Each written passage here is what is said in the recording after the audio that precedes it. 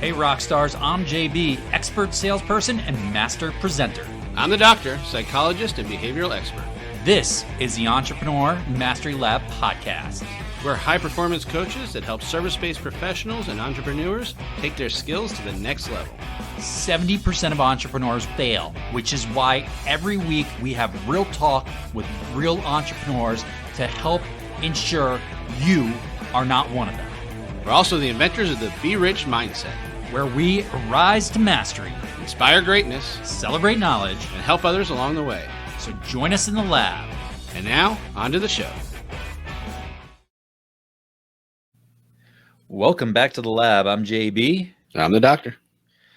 If this is your first time joining us, thank you. Make sure you like, follow, or subscribe. Give us a 5-star review. We do this for you, for all our returning listeners. Thank you. We're always grateful for you joining us, whether you're listening to us on the podcast or watching us on YouTube.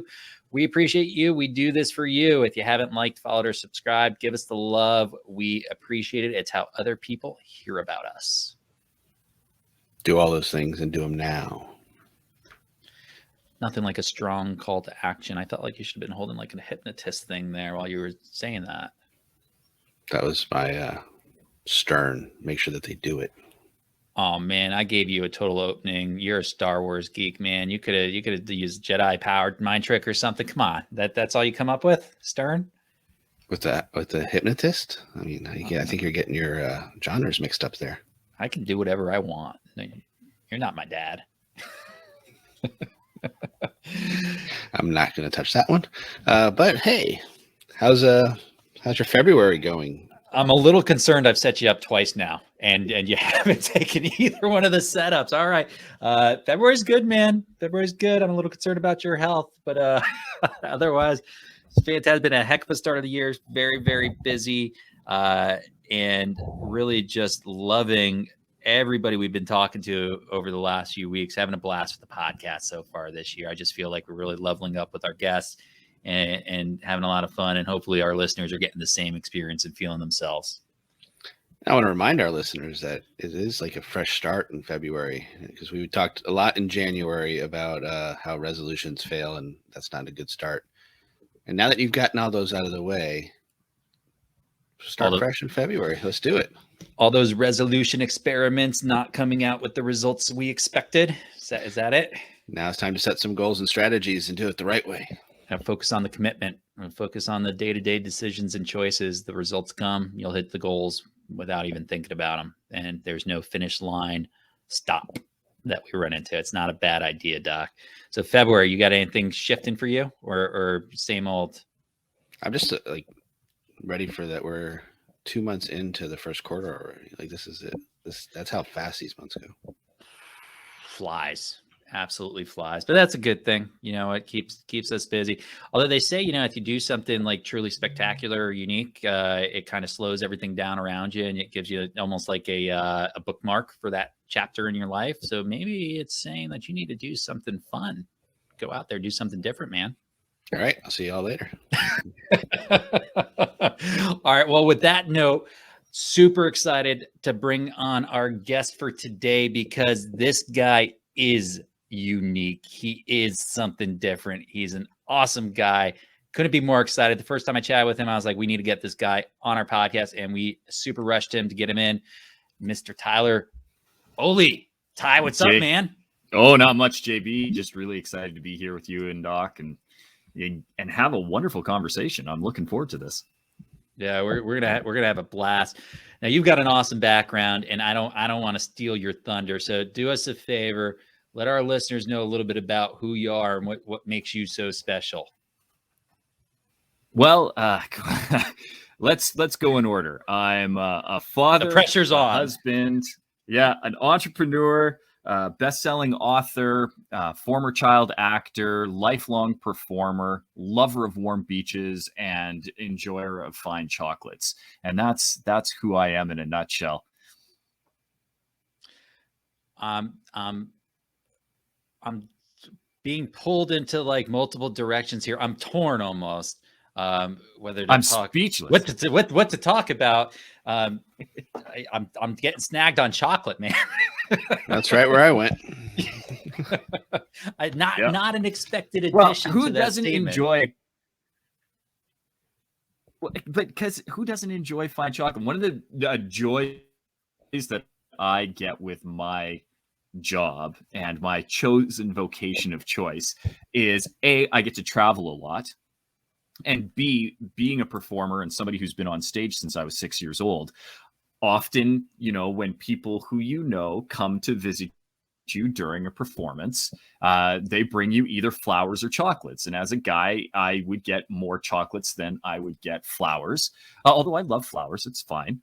But I've really enjoyed chocolates. So, I know that I really enjoy toffee. They're of all of the boxed chocolates that you can get at the supermarket and that are usually stocked up during Christmas, toffee is my favorite. I have a preference to Ferrero Rocher over what are the I can't remember the box, but it's the assortment, and see, I can't even think of it. But I do like the Russell Stovers, or like the Russell Stovers ones, or it's got the rainbow. I can't remember. Doesn't matter. Oh, pot of gold. I don't like pot of gold. There's too many in there that you pick through. You're like, nah, it's not. But in my travel, there goes that sponsorship. Because I get to go to. Yeah, there goes that sponsor. Sorry, guys. But I get some really good chocolates. We have some incredible chocolatiers locally where I am. Bernard Callebaut is the one that I think about. But I, in my travel, I get to actually have Swiss chocolate from Switzerland, which is fantastic. Italy makes really good chocolates. Brazil is where chocolate is chocolate. And anytime I'm in Sao Paulo, I'm always going through the market looking for a good chocolate. So I love chocolate. What can I say? It keeps the Dementors away. I'm starting to drool over here, I'm getting hungry just listening to you. And I'm not even a big sweets guy. I'm more of a salt guy. So, but salted toffee chocolate. There you go. Yes, exactly. And I'll say this, I'm a big believer in giving people chocolate, for years, external sales, and I always did end of year gifts. And two things, for the most part, were always big wins. You just had to make sure that they were appropriate. You don't give a diabetic chocolate, and you don't give somebody who's sober alcohol. But those are the two probably most, they're the gifts that always had people respond and go, hey, thank you. This is good. Yeah. No, I defy you. And that's the funny thing too, that you mentioned the diabetics. Even a diabetic will be like, well, where's my blood sugar at? Maybe I need to boost it. I should just have one. Okay. I know, because my father-in-law is diabetic, and he knows how much I love the chocolate, and I see him go, scan. Yep. One. Good. Yeah, that's awesome. Ty, so do us a favor, man. I mean, you shared kind of all the things you're doing. You've got this incredible business you've built over the years, and you've got your hand in a lot of the different pots, I guess. Where did it really start? And no, I'm not going to ask what you started as a child actor, but where did everything start, man? What's kind of the genesis story here? Well, it did start with that first time on stage. So 6 years old, getting introduced to the joy and the wonder that is having a live audience give you a round of applause got me hooked on performance. And that really, the die was cast at that point. I really, really, really enjoyed being on stage. It was a thing that I pursued relentlessly and still do. We're going on 36 years after the first time that I ever stepped on stage. In fact, it would have been the 36th anniversary in December. And I've gone and everything in my life has always circled back to performance in some way. So I went to a fine arts high school. And then once I graduated from the Fine Arts High School, moved to Vancouver, because in Canada, it's an epicenter for film. It's Hollywood North. And spent 7 years after graduation doing nothing but acting and making that my sole vocation. I did get really complacent in and around my mid-20s, where I'd been in the industry for 20 years. Most people who have done a job for 20 years decide to retire, and I was no different. One of the things that I loved the most about performance when I was doing it was that it was play and it was fun. And I could, have different outlets and ways of expressing myself that just most people don't get to do. And I got to play with all kinds of amazing creative people.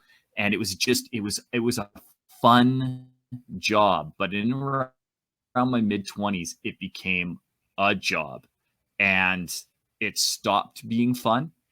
And I still remember, I remember distinctly the day that I decided to retire, because I had moved from Vancouver to Penticton because I'd been doing very well and had enough residuals coming in that I didn't, I could kind of choose my lifestyle. So I didn't have to live right in Vancouver. And so I'd moved to the interior BC, into the Okanagan, which is beautiful, beautiful country.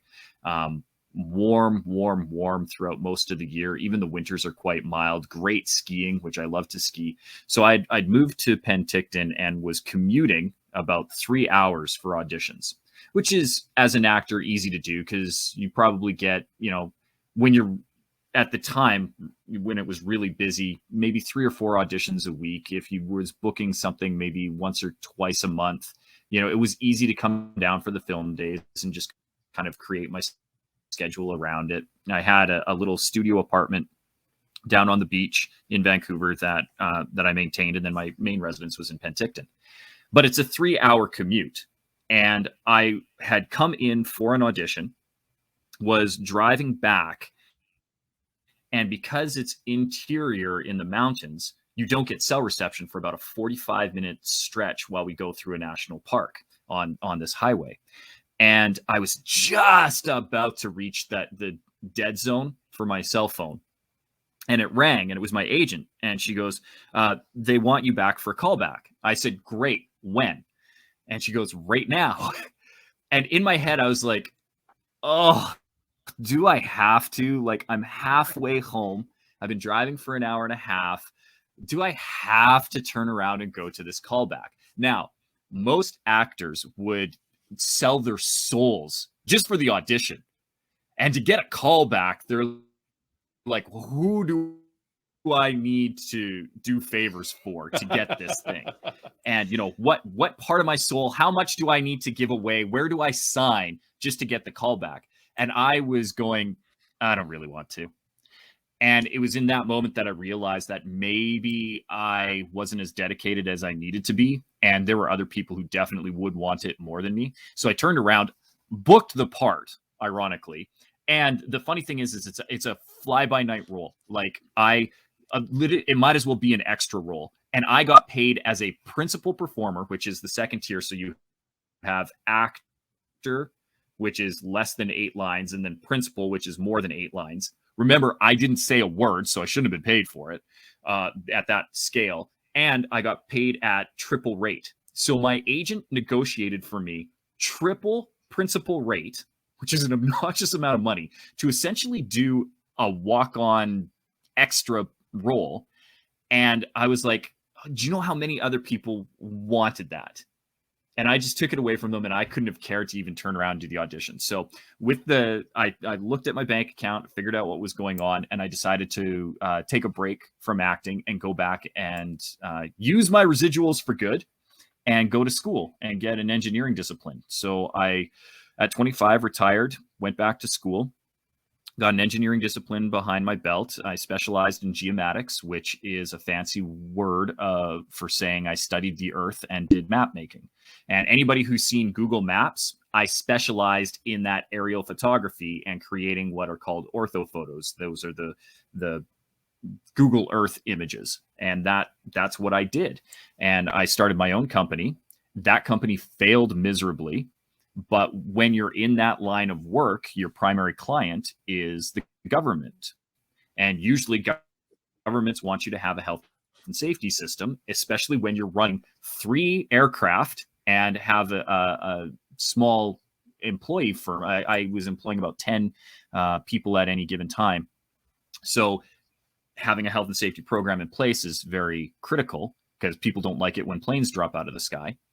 And so I used that safety information that I had to gain when the company did collapse. A friend of mine who is in construction said, I have this big multi-billion-dollar project up north and that I'm involved in, and I need a safety manager. You have all of this safety training from your company. Would you be interested in upgrading your certificate and becoming my safety manager? I said, sure, why not? And then when I was on that site, I was around a lot of very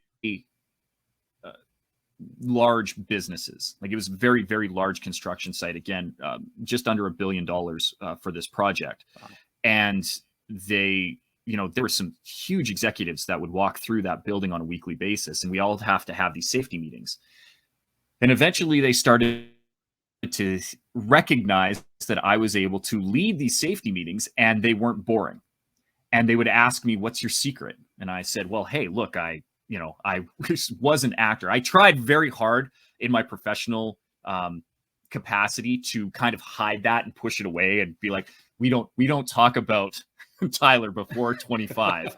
But they would all ask, and then they would start to Google, and then I'd have people come up to me and be like, is it true you were in Freddy Vs Jason? I'm like, yeah. They're like, did you get to meet Freddy Krueger? I'm like, I actually morphed into Freddy Krueger. Yeah, I got to meet Robert Englund. He's really cool. And they'd be like, were you in Carrie? I was like, yeah, I was in Carrie. And they would just list off, and they'd ask. And, and these are executive, CEOs and CFOs in suits wearing construction hats coming to me all excited about a horror film that I did in my early 20s. And so it was entertaining. And I would say, listen, this is the key to a good performance.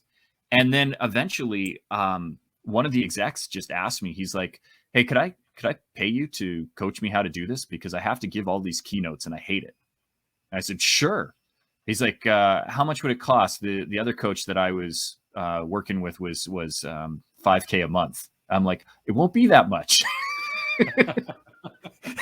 I was like, in my eyes, my mind was blown that people would pay that much for my knowledge.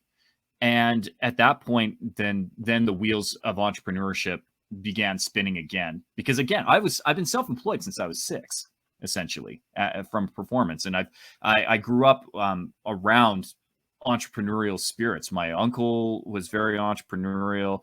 Both of my uncles, actually. One started a restaurant. My other uncle started his own mapping firm. He was the business model I was trying to follow when I started my company. My father was very entrepreneurial before he passed away. And when my mom, the next serious relationship that she got into, he was very entrepreneurial as well, was a piano tuner and ran his own piano tuning business that was multi-provincial. So I was always of that nature. I could always see the opportunity when these people were going, well, hey, we'll pay you a large amount of money. I mean, I made more coaching the executive for a year on how to public speak than I was making as a safety manager, and I was making good money as a safety manager. So eventually what ended up happening was I combined it all together, created a training program, and now I have a 2.5-day seminar, a 5-day workshop, and then private coaching to help particularly the C-suite and executive level speakers who need to use communication effectively, but oftentimes either shy away from it because they don't like doing it, or are really ineffective with their communication style, and helping them fix it so that they have a better impact on the people that they're trying to lead. That's a heck of a journey, man. I mean, there's a lot there. I'm curious. What kind of was the experience when you first started working with these execs and these CEOs? And I'm really curious, what was their experience after working with you? Well, I'll tell you, at first it was a little intimidating. Like, I'm not going to lie. I'm not going to be like, oh, no, it was easy. That was easy, because I was doing my thing. I was like, there was at first this real hesitancy for me because they're paying me as an expert. And I'm like, I'm not an expert. There was that imposter syndrome almost until I had, because I have a coach myself. I've long believed in coaching, and I've had various coaches through my life, because I've always had directors and people who have helped me with the acting. And then when I got into business, I definitely sought business coaches. And my coach, she looked at me and she goes, "Well, Tyler, what makes an expert?" And it was like, "Oh, and you got the 10,000 hours." She goes, how many hours on stage do you think you have in your life? Let's actually break it down. And we did the math, and I it was well over 20,000 hours that I've spent on stage. And then when you put on my film and television on top of that, I've been performing now coming up 4 decades. So yeah, I have an expertise in speaking from stage. And it wasn't until she framed that for me that I could really start to embrace, hey, I can do this. The hardest part is telling somebody who is in charge of $100 million corporation and is earning 7 figures and is paying you 5 to 6 figures to help them with their communication strategies, that they suck on stage. and being able to be honest with them in what they can do and what they are doing and what they can do to be better, because they're money is one measure, and it was intimidating up front. But then I realized that they valued my input. And on top of that, one of the things that I like a lot about working with the executives is they don't have time to waste. So they want the fix, and they want it now. And you're like, okay, well, this is what you do, and you do it now. And they're like, great. And a lot of times they're the people that I work with are very action oriented and implement right now. And those are the people that I love working with. The other group that I work with a lot and quite regularly, who I just love, are charity directors, because oftentimes they've gotten into this compassionate work for some reason, and they're afraid to tell their own story of to why they got into this work. And subsequently, they have a hard time connecting with the people who could really use their help. And so helping charity directors step up and be the forefront of their own charity, and so that they can do better works, always makes me happy. And then working with the executives is great, because nobody likes going to a boring meeting and knowing that they don't go up and speak just to speak, right? The information that they're presenting is important in some capacity, and to make it better experience for them and for their employees is always rewarding for me. So having those people who take the action steps, and to be able to give it to them and say, very frankly, brutally and honestly, you got to do this. You got to stop doing this. Let's work on this. And hey, maybe share some personal stories. That's usually the hardest thing that I get. One of the things that I believe strongly is that the thing you're afraid to say is probably what your audience needs to hear. And getting executives out of that perfection mode and this need to be flawless, and to share some of their stories of the struggles that they had, because it makes the accomplishments that much better, is usually the hardest thing that I have to overcome. Be like, hey, look, if you interject, first of all, getting to know them, getting them to open up so that we can be honest with each other, and then getting them to share that with their employees is usually the biggest struggle that I go through now. Have you ever had one of those moments where you realized, hey, I'm afraid to say something, and this is probably what my audience needs to hear? Oh, yeah. Yeah. Talking about my own stage fright. I'm this professional communicator who goes up, and one of the reasons people are drawn to me is because I'm so confident on stage, right? And they know that they can just hand me the mic. Like, one of the reasons why I've gotten a lot of the opportunities that are coming up for me this year is because the people that I work with in a lot of the large productions that I'm involved with, not from a like a entertainment perspective, but from an educational perspective, a lot of the personal development seminars that I work closely with have recognized that they can basically throw me into anything, and here's the microphone, and I will go up, and I don't even get phased anymore. Often, I should say. But I realized that one of the things that I was afraid to say was that I actually experienced stage fright, and the instances that I have and why. And it was when I started sharing that story that I got more people to gravitate to me, because what the objection used to be was, yeah, this is great. You're one of those weird 5 to 10% who love being on stage. What about the 77% of the rest of us out in the world who have anxiety around public speaking? You don't know my struggle, Tyler. And it wasn't until I said, look, I remember the first time I had stage fright at 14. I remember the fear of judgment, that I was somehow less than. I remember physiologically how, everything that happened to me, the blood rushing from my body, being just burning up, feeling my ears on fire, and yet my hands were freezing cold, my mouth completely and totally dry, and yet I was spitting ridiculously. Like, how does that happen? And hearing the pulse in my ear going, and yet not being able to hear anything else. Like, all of those things, like I understand when people say I have stage fright. Stage fright is a real thing, and I've experienced it. But I know that it doesn't have to be the norm. That stage fright can be a one-off.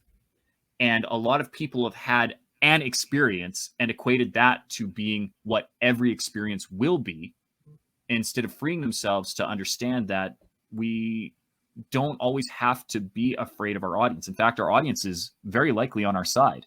Nobody goes to a presentation and goes, oh, I hope this sucks. I hope this speaker just bombs and has absolutely nothing valuable to contribute to me. I'm really hoping this will waste 45 minutes of my time. Nobody does that. We go in eager anticipation, and we're almost masochistic in it. I guarantee you, at least once in your life, everybody in the audience right now at some point has heard a movie review.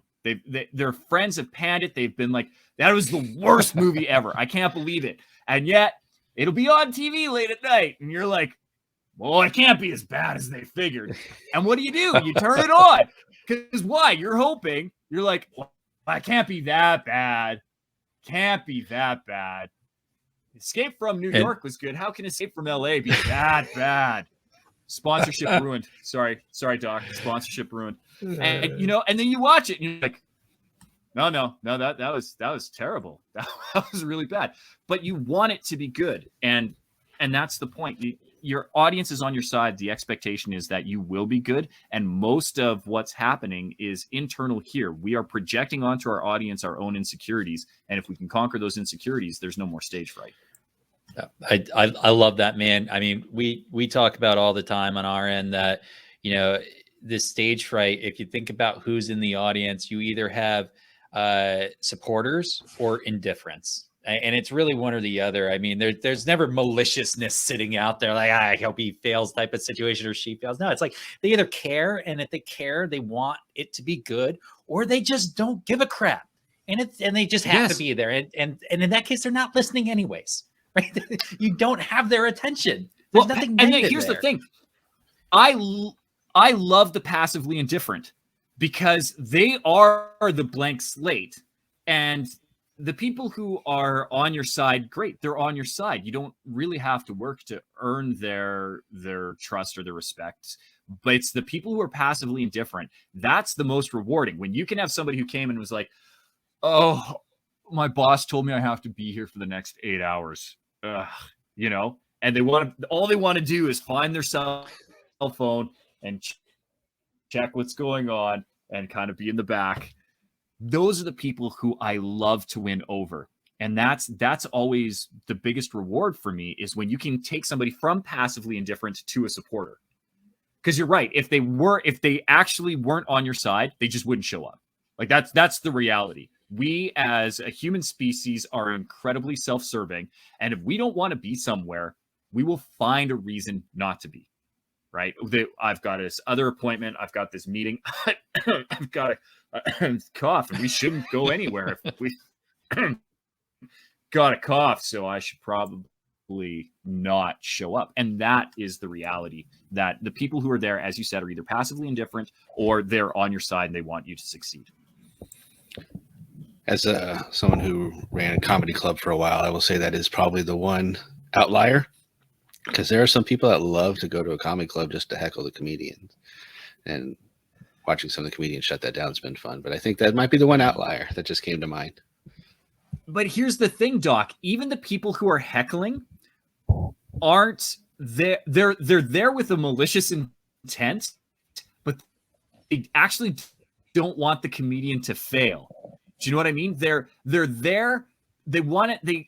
It's almost wanting to see what the response will be, because it's unbelievably narcissistic. When you are heckling a comedian, what you're really saying is, I want to be up on that stage and I'm not yet. And this is the way for me to steal some of that attention and get some of that thrill from you. They actually don't want the comedian to fail. What they want is the attention. Yeah. I love watching comedians when they just destroy hecklers. That is one of my favorite YouTube distractions on the planet, is getting to see that happen. So I would agree that there is some narcissism in there, and that there is a little bit of maliciousness in there, but I don't know that they actually want the comedian to fail. And Doc, I'll have you know, I've never heckled a comedian. I'm just saying that, man. But Ty, I agree with you. Did you have to say that because you know you're a narcissist, or like what was the qualifier there, JB? I think you call me out for being a little self-focused sometimes is all. I mean, I don't know. I agree though, Ty. I'm with you on this. I think people they want to be on stage too, and this is their way of, I can be on stage without having to actually maybe earn being on stage. It's my cheap way, or my, hop on the train ride to get on stage and get my moment, or 5 minutes or whatever it happens to be. I want to pull you back to something you said about turning the passively indifferent, which I love. I love how you say that, and turning them around and taking that blank slate and turning them kind of almost into believers or people that did appreciate. Is that your metric? Is that kind of how you judge yourself when you're giving a presentation at this point? Or what to you makes a great presentation might be a better question. Oh, well, so 2 questions that you've asked, so we'll answer them both. Yes, it's one of the metrics that I look at. I always looked at, did I convert a non-believer, right? And it's important for me to know that my message is resonating and landing, and that's one of the quick ways to do it. And you know who they are within the audience, and so you can usually tell if you're having an impact, because they started the day very tuned out, and by the end of the day, they're nodding along, or they're asking questions, and especially if they ask a really engaged and informed question, my heart sings, because I'm like, yes, it landed, because they're using critical thought to ask an appropriate question in a fantastic way that is serving not only their understanding, but then my overall audience's understanding. And if I can get that from somebody who started the day very much disengaged and on their device and not really wanting to be there, that is a true reward for me. And the true metric of how I know if I judge that this performance was a success, 2 ways. Depending on the venue, if it's just like a corporate training, getting the really good feedback at the end of the day on the anonymous surveys that I put out, and reading some of those comments. I find them amazing when I can get that positive reinforcement that what I was doing was landing and working. And they're really helpful too, because sometimes you get that, hey, this didn't land for me because of this, and you can see if there's patterns in that need to be addressed, or if it was just some of them are just one-offs because you're never going to win that person.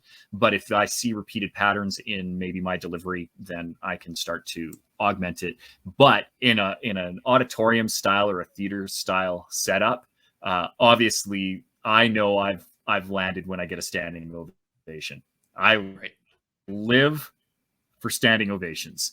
I want standing ovations. And in a lot of my training sessions, one of the things that we'll do is get people to experience what it's like to feel that, because I think it's one of the most rewarding things on the planet that anybody can experience. And it's how I know I've done good.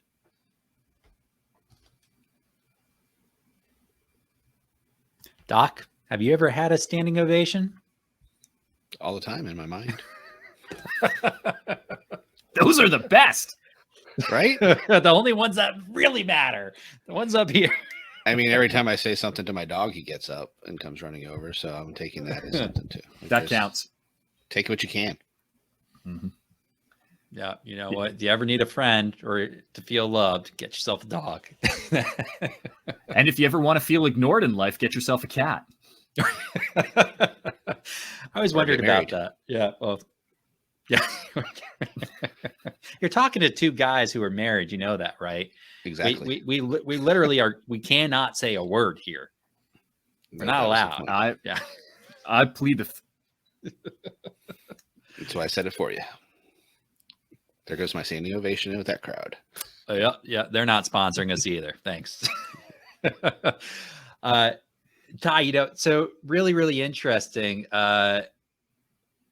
The transformation I'm sure you've seen with the clients that you've worked with is probably in a lot of ways dramatic. And I'm just in my head, I'm remembering back, you know, I come from a Fortune 50 background. So I've heard CEOs speak, unfortunately, more often than maybe I'd like to hear CEOs and executives speak. I think there's a massive need for this training. What's some of the feedback you've heard from them after you've worked with them? Just kind of what impact does this training have? Because we're huge believers in there being kind of a big need there that people ignore. Well, most of the feedback that I get, that like the real feedback that I enjoy, is actually not feedback directly from the executives themselves, but from their employees. So a lot of times I have gotten emails from people who are like, I just wanted to thank you. You know, we just finished our annual AGM, and you know, last year's was so boring, and we know that XYZ was working with you, and this year was so much better. Or we were at our Christmas party, and you know, and this year we didn't have a coma.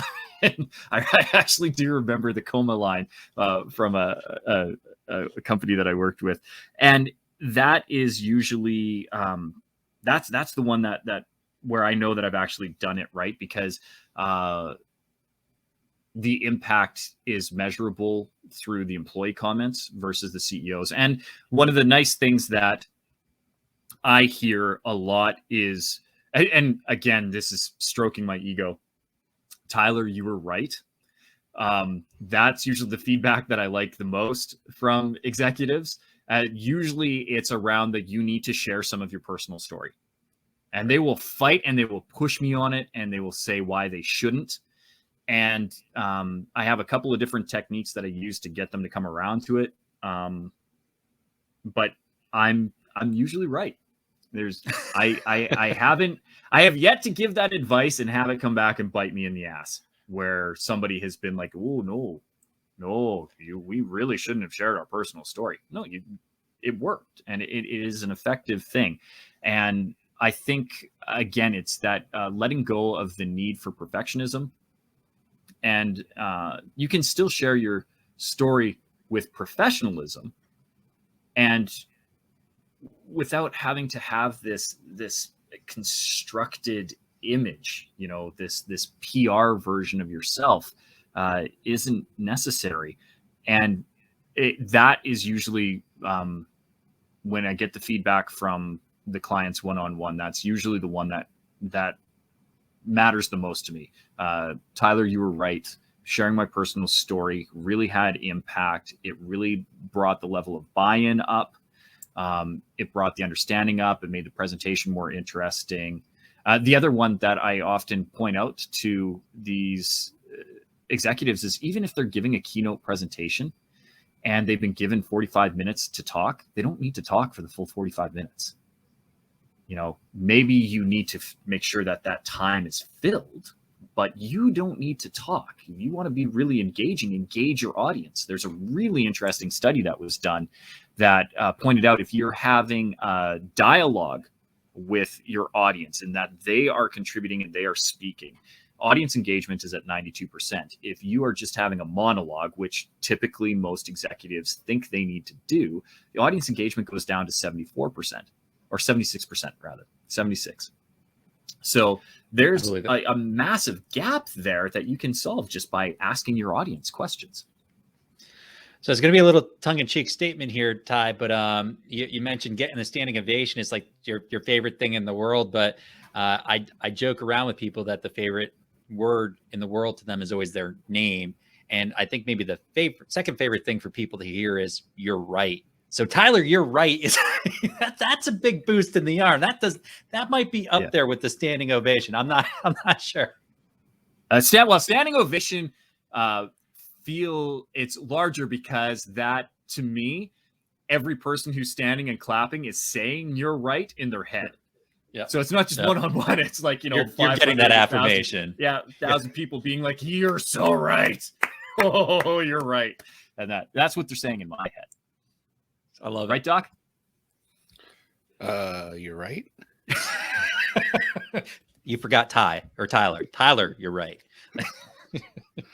So funny side note for that is actually that's the worst thing we could ever hear in therapy is when they tell me I'm right, because then the concept in that world, which is different, is that they're letting me know that I'm right, not actually taking ownership of the change. So our goal in that world is to get them to say that's right, as opposed to "you're right." So it's a little different, but it's a different concept because you're wanting to make the change. So there's slight little differences in the different worlds. That's very intriguing to me. That's why I could never be a therapist. Could never do it. That's right, Doc. That's right. Absolutely. Speaking of things that are right, I heard there's an awesome thing that you have for our audience.